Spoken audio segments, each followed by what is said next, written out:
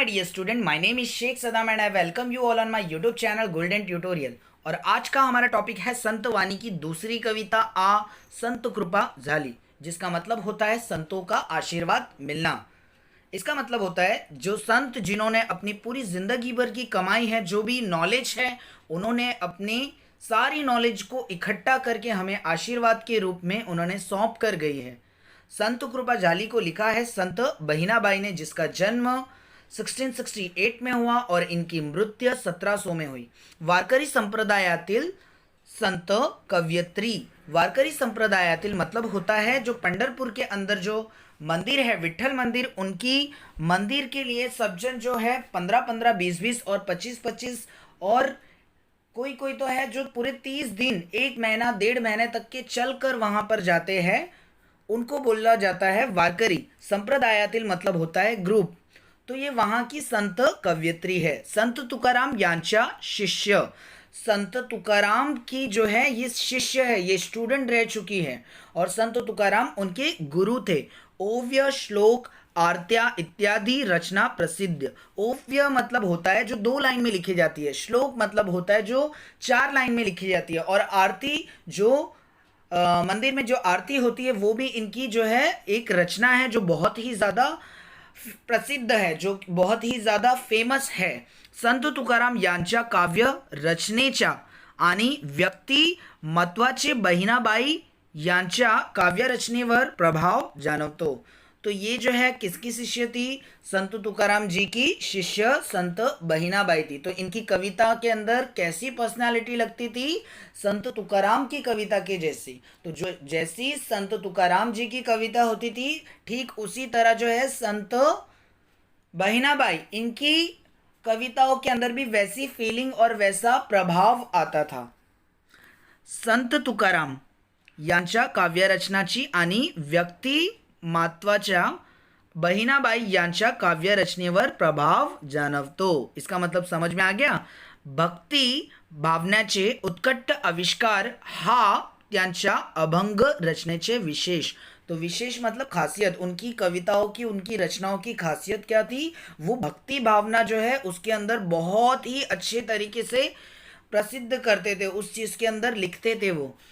अभी देखते हैं हम इंट्रोडक्शन कविता के बारे में क्या दिया हुआ है। प्रस्तुत अभंगात संत बहिणाबाई यांनी महाराष्ट्रातील वारकरी संप्रदायारूपी इमारत उभा राहण्यामध्ये संताचे मोलाचे वाटा कसा आहे याचे वर्णन केलेले आहे। तो मतलब वारकरी टेम्पल कैसे तैयार हुई, कैसे खड़ी हुई, तो उस बारे में बताते हुए उन्होंने क्या बताया है? संतों के बारे में उन्होंने जो नॉलेज, जो जितनी भी उन्होंने मेहनत की है, उस चीज़ को इस कविता में संत बहिनाबाई ने वारकरी टेम्पल किस तरीके से खड़ी हुई उसको बताते हुए उन्होंने उनकी सारी नॉलेज के बारे में बताया है। तो चलो दोस्तों, आइए पढ़ते हैं हम पोएम को। लाइन बाय लाइन पढ़ेंगे हम और इसका हिंदी में एक्सप्लेनेशन। संत कृपा झाली इमारत फड़ा आली। तो संत कृपा झाली का मतलब तो मैंने आपको बता दिया है, संतों का आशीर्वाद मिला। और इमारत फड़ा झाली, इमारत का मतलब यहाँ पे जो है नॉलेज जो हमें मिली वो बताया गया है। और फड़ा, फड़ा मतलब सक्सेस, आली। ओके, तो संतों के इमारत जो है वो कैसे तैयार हुई उस चीज़ को यहाँ पे बताया है। और उन्होंने पहले ही चीज़ के अंदर बता दिया है कि हमें नॉलेज मिली है। किन से मिली है? संतों से मिली है। तो संतों की नॉलेज से सक्सेस मिली है। तो उस तरीके से इन्होंने फर्स्ट पैराग्राफ में ये बताया है हमारे महाराष्ट्र के संत जो है एकनाथ, तुकाराम, ज्ञानेश्वर, संत नामदेव जी, बहिनाबाई, जनाबाई, संत रामदास, जनार्दन स्वामी, संत जना सावंत, शोकामला, कन्होपत्रा, जगा मित्रा जगा, और जितने भी संत हैं इन्होंने क्या बांटा है? नॉलेज बांटी है।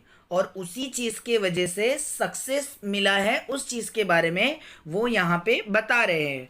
तो आइए पढ़ते हैं हम दूसरी पैराग्राफ।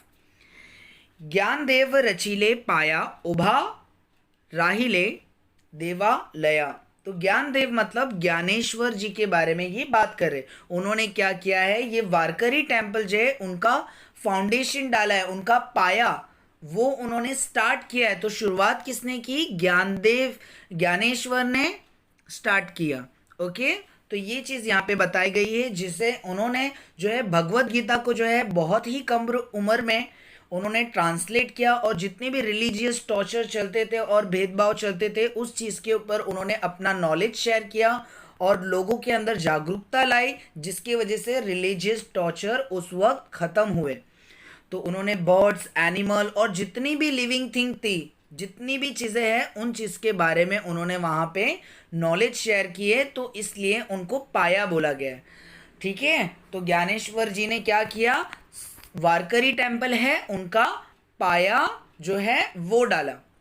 ओके, तो फाउंडेशन के ऊपर जो है उन्होंने ये उनकी जो बेस है, तो सबसे पहले उन्होंने बेस स्टार्ट की। ओके, अभी देखिए हम दूसरी चीज पढ़ते हैं। नामात्याचा किंकर,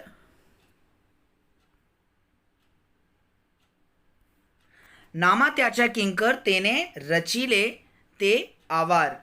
तो नामा मतलब जो होता है संत नामदेव, किंकर का मतलब होता है पत्थर, मतलब दगड़े, मराठी में मतलब दगड़े, और इंग्लिश में रबर स्टोन बोल सकते हैं।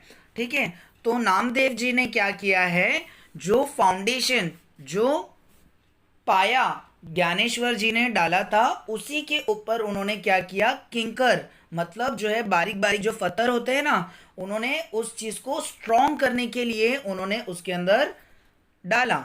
ओके, किंकर डाला। नामदेव जी ने जो फाउंडेशन डाला था, तो उसको मजबूत करने के लिए, उसको टाइट करने के लिए उन्होंने किंकर का यूज किया, और जो है उसकी सराउंडिंग बनाई। आवार मतलब होता है सराउंडिंग।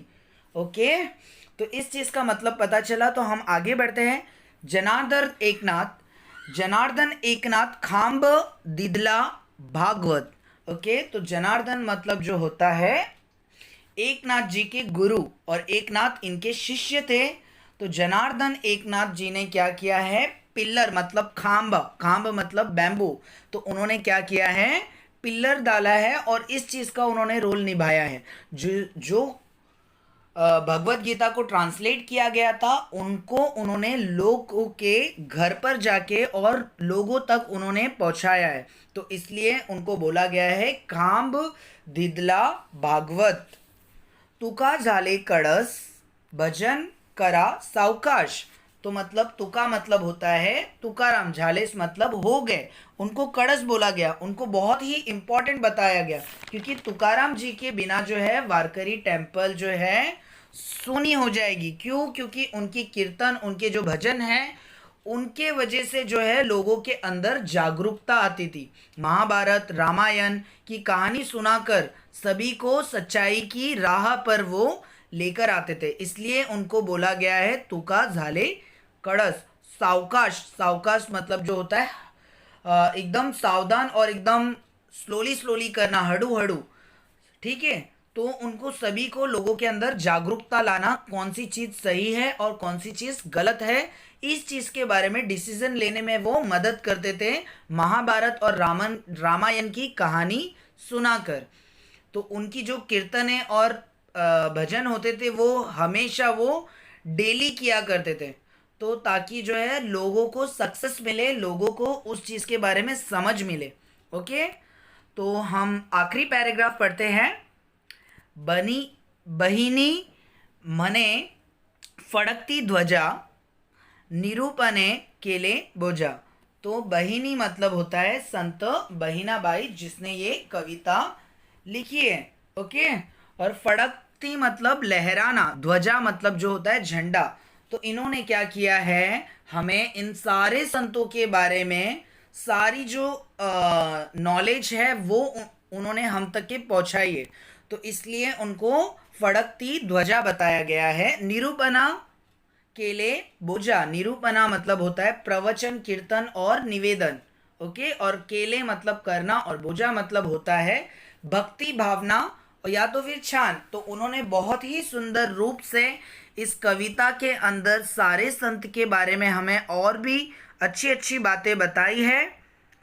ओके, तो इस कविता को आप अच्छे से पढ़ें 3 से 4 बार, और इस एक्सप्लेनेशन को, इस जो वीडियोस को है आप 2 बार देखेंगे तो आपको अच्छे से समझ में आएगी। अगर आपको ये वीडियो अच्छी लगी है, ये पोएम अच्छी लगी है, तो प्लीज़ लाइक करें, और अगर आप हमारे चैनल पर नए हैं तो प्लीज़ सब्सक्राइब करें, कमेंट कीजिए अगर आपको कोई भी डाउट है तो।